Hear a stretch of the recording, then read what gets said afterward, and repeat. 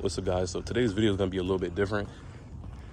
Today I want to talk about the importance of physical exercise when it comes to being a firearm owner.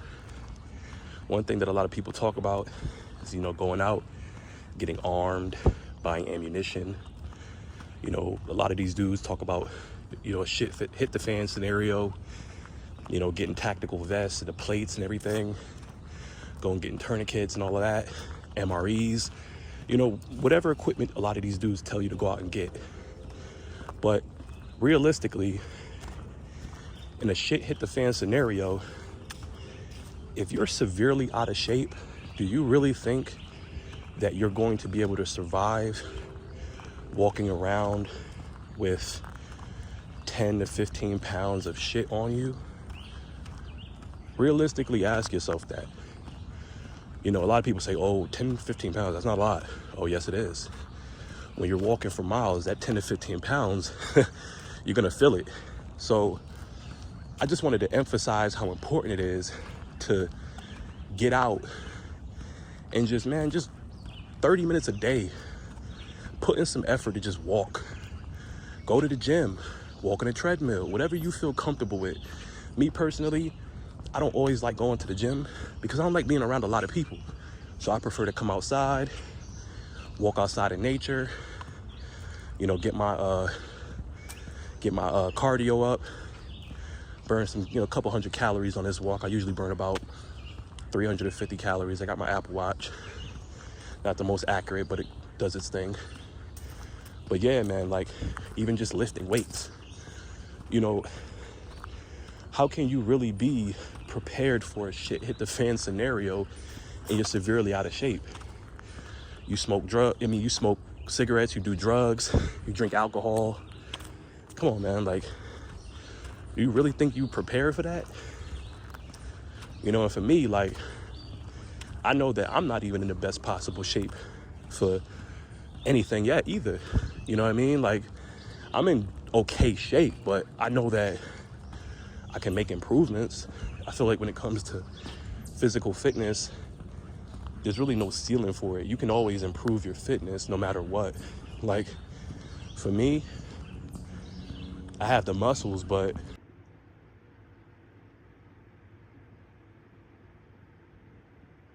my agility is not all the way there. I know the best way for me to improve my agility, dropping down maybe 30 pounds. And honestly, that's pretty easy for me. Usually what I'll do is just up the cardio, decrease the amount of calories I'm taking in. And then, honestly, I just, log my calories through a food tracker. And then I'll be able to, keep up with everything that's coming in and going out. Yeah, man, but what are you guys doing to become the best possible versions of you? How often are you guys working out? If you do work out, what's your workout routine? What's your diet? What things are you doing to become the best possible version of you? Because I think that the physical fitness aspect of, firearm ownership is extremely underrated. I think that a lot of people emphasize that you need to go out and buy the fanciest gun, get the best ammunition for it, maybe get an optic and a flashlight. But a lot of people don't really talk about how important physical endurance is, strength, actually being able to physically move some shit.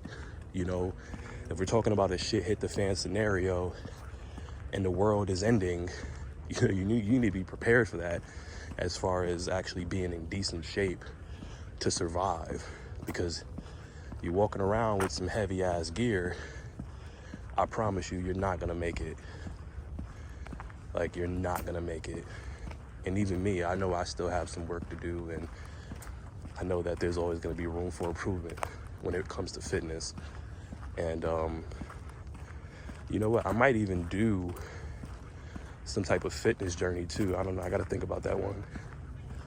I might, I might do a couple of videos just showcasing maybe some weight loss, just getting in better physical shape.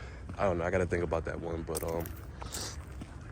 damn, man, this beautiful view, but damn, this pollen's fucking me up bad. I feel a lot of mucus in my chest and my nose is running a bit, eyes are itching.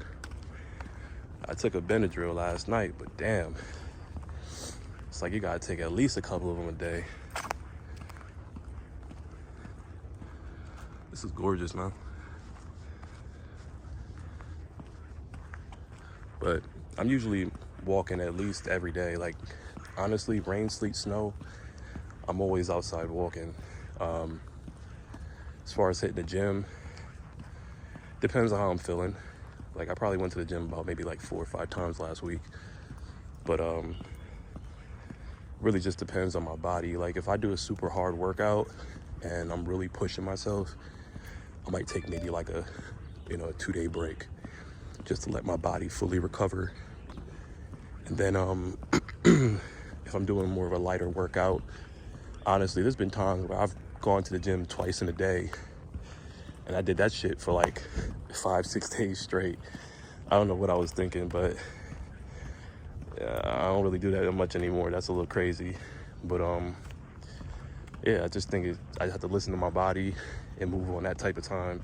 But yeah, man, there's a lot of dudes out here that they got some work to do. Stomach down to their knees. Diet is horrendous. Like, dude, you don't even drink water. Like, how? Think about this. Like, I've heard people literally tell me, like, oh, I don't go to the gym. I hate going to the gym because I hate sweating. Bro, what? I've heard people say, oh, I don't like drinking water. Water tastes nasty. Like, if you don't drink water, bro, you're disgusting. I'm not gonna lie. Like, that's some crazy shit. Like, if you do not drink water, like, how do you think your body operates? Like, if you're not drinking water and you're just drinking bullshit, drinking soda and juice every day and hard liquor, like, think about what that's gonna do to your body over time. Like, yeah, you might get away with it for a while, but fast forward a couple years down the line when you're having health complications and that doctor's telling you, hey, you need to cut this out of your diet and you need to start hitting the gym, oh, then you might listen, And that's the problem with a lot of dudes, is that a lot of people, they don't want to make any type of improvements until the doctor says so. But sometimes, by the time the doctor says anything, it might be too late.